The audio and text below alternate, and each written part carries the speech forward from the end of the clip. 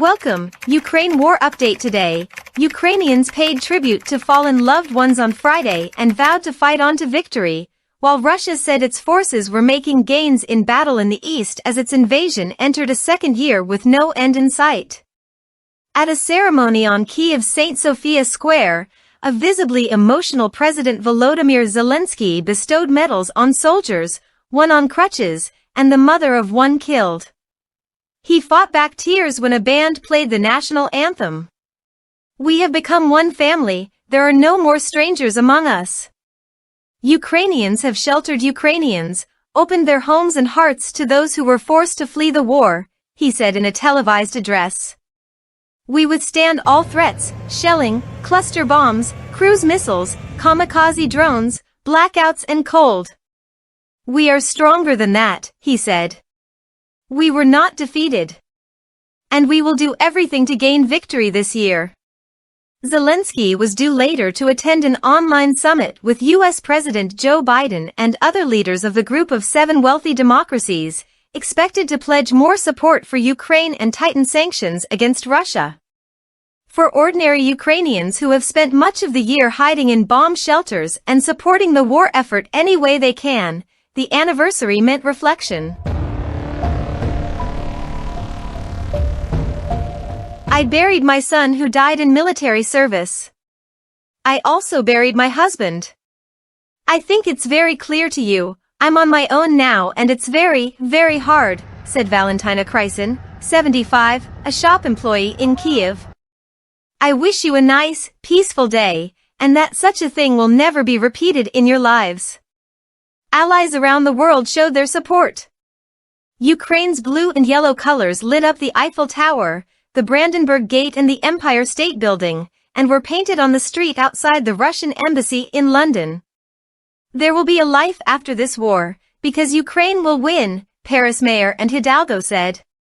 German Chancellor Olaf Scholz, in a video message, hailed the determination and courage of the Ukrainians, how they defend their freedom. Germany supports them in this as strongly and as long as necessary. There were no major public events to mark the anniversary in Russia, which set off fireworks on Thursday for the annual Defenders of the Fatherland holiday and held a pop concert on Wednesday attended by President Vladimir Putin. Tens of thousands of Ukrainian civilians are feared to have been killed along with many more soldiers on both sides since Putin ordered the invasion a year ago, saying it was necessary to protect Russia's security. Ukraine sees it as a bid to subjugate an independent state. Its outnumbered and outgunned forces repelled Russia's attempt to seize the capital Kiev early in the war and later recaptured swathes of occupied territory. But Moscow still occupies nearly a fifth of Ukraine, which it claims to have annexed. Russian troops have destroyed Ukrainian cities, set a third of the population to flight and left streets filled with corpses in towns they occupied and lost. Moscow denies war crimes. In recent weeks, Russian forces, replenished with hundreds of thousands of conscripts in the first mobilization since World War II, have launched a winter offensive of intense trench warfare, making only small gains despite fighting that both sides say has been the bloodiest of the war. There is no sign of any peace process. Putin says he is battling the combined might of the West in what he now depicts as a fight for Russia's survival. Kiev says there can be no peace until Russia withdraws.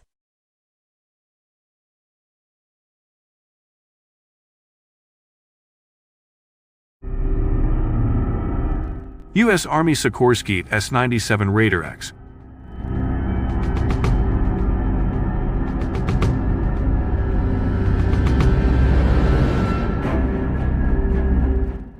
The U.S. Army Sikorsk S-97 Raider X is a next-generation helicopter designed to meet the needs of the U.S. Army's Future Attack Reconnaissance Aircraft (FARA) program.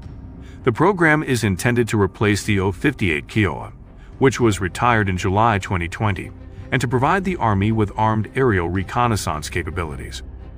The S-97 Raider X is a single-engine helicopter that features advanced technologies and design elements that make it faster, more maneuverable, and more agile than its predecessors. It is based on Sikorsk's X-2 technology, which was developed for the company's S-97 Raider prototype helicopter. The S-97 Raider X is designed to operate in complex urban environments and to provide the Army with the ability to conduct reconnaissance, surveillance, and target acquisition missions. It is also capable of conducting air assault missions, armed escort, and other support roles. The helicopter's advanced technologies include a coaxial rotor system, which provides increased maneuverability and agility, and a rigid contra-rotating rotor system that eliminates the need for a tail rotor. It also features a fly-by-wire flight control system that provides pilots with greater control and responsiveness.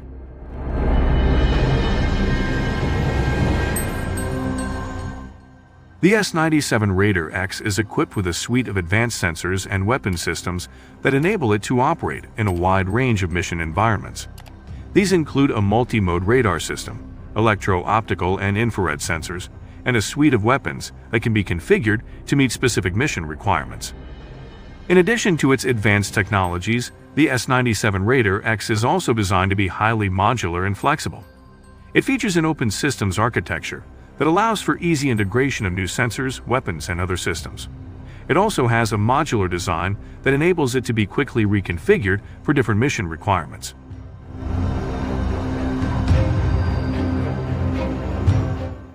The S-97 Raider X is currently in the final stages of development and testing, with production expected to begin soon. It is one of two contenders for the U.S. Army's FARA program, with the other being the Bell 360 Invictus.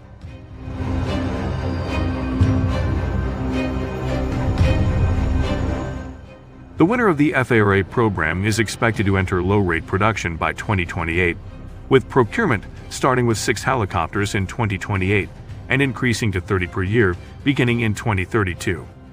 The S-97 Raider X is expected to provide the Army with a highly advanced and capable helicopter that can meet its evolving needs for many years to come.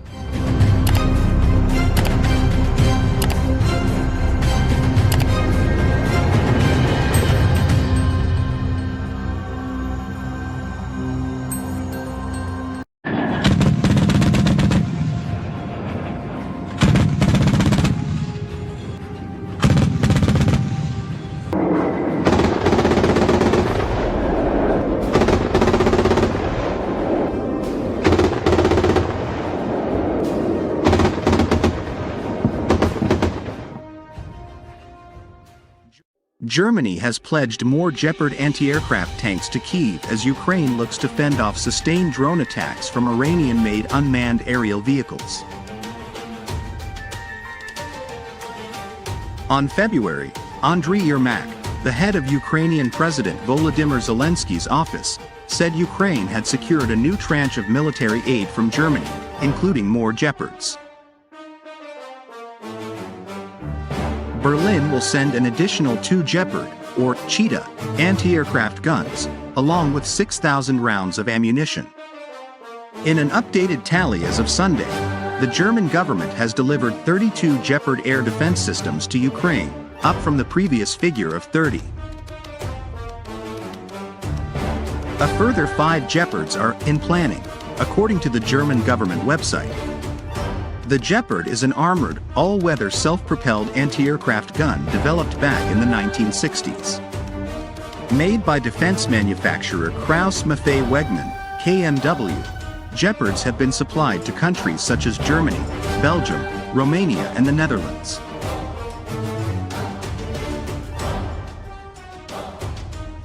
Intended mostly for air defense, the anti-aircraft guns can also be directed at ground targets.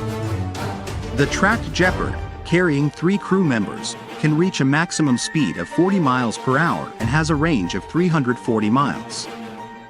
It has independent target tracking and surveillance radars, and comes with cutting-edge training and simulation equipment.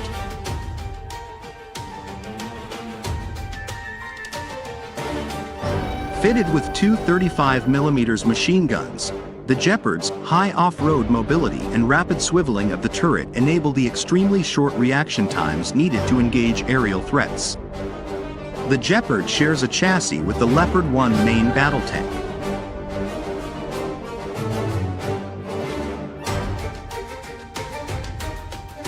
German Chancellor Olaf Scholz of an anti-aircraft gun tank Gepard during his visit a training facility of the arms maker Krauss-Maffei-Wegmann at the Putlos military training area on August 2022 in Oldenburg in Holstein, Germany.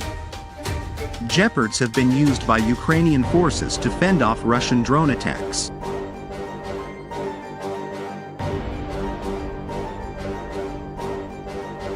Not just effective against combat aircraft, attack helicopters, missiles and rockets, it can also dependably combat drones, according to the manufacturer. Defense Secretary Lloyd Austin called the move a major decision that would provide real capability for Ukraine.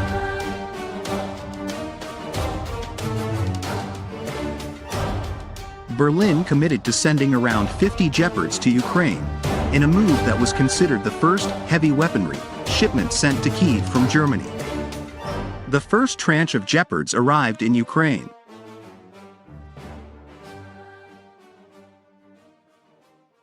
Shortly after the announcement, Switzerland vetoed German requests to re-export Swiss-made ammunition for the Gepards. The Swiss State Secretariat for Economic Affairs cited neutrality for the decision. Germany was preparing to send an additional 7 Gepards to Ukraine, with the tranche arriving on the front lines by spring 2023. According to German newspaper Der Spiegel, the 7 Gepards were undergoing refurbishment before heading to Ukraine. New German Defense Minister, Boris Pistorius, was quoted by German newspaper the Westdeutsche Allgemeine Zeitung as saying in January that the #1 priority is air defense, air defense, air defense. Pistorius, during a surprise visit to Kyiv earlier this month, reportedly told German public broadcaster ZDF that Germany was committed to supporting Ukraine's air defense capabilities. Cited by German paper Frankfurter Allgemeine Zeitung, Pistorius said, "The Cheetah plays a very central role here in air defense, especially in cities and in critical infrastructure. In addition to the 30 Cheetahs already delivered, we delivered 2 more in January, with 5 more to come." Ukrainian diplomat Oleksandr Sherba hailed the Gepards as excellent. "They could be the game changer in Ukraine's fight against Iranian drones," he wrote on Twitter. "Wish we had more of them." The Gepards have become known for their ability to shoot down Iranian-made Shahed 131 and 136 kamikaze drones. Glenn Grant, a senior defense expert at the Baltic Security Foundation, called the short-range Gepard a world-class piece of equipment.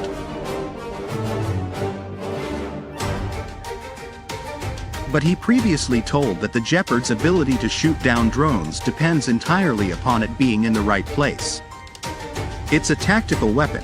It's not a strategic weapon," Grant said, adding, "It's meant to be something that follows ground troops.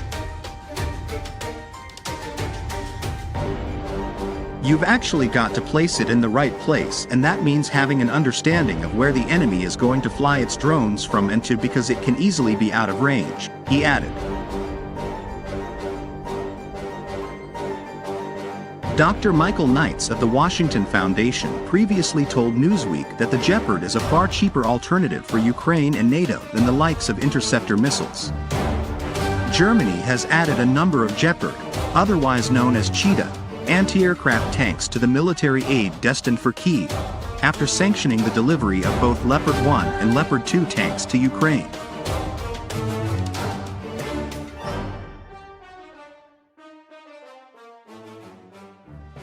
German Chancellor Olaf Scholz said he was acting in close international coordination to send Kyiv a company of Leopard 2 A6 tanks. The decision to send 14 Leopard 2 tanks came after weeks of pressure on Berlin to allow third-party countries to commit their own Leopard 2 tanks.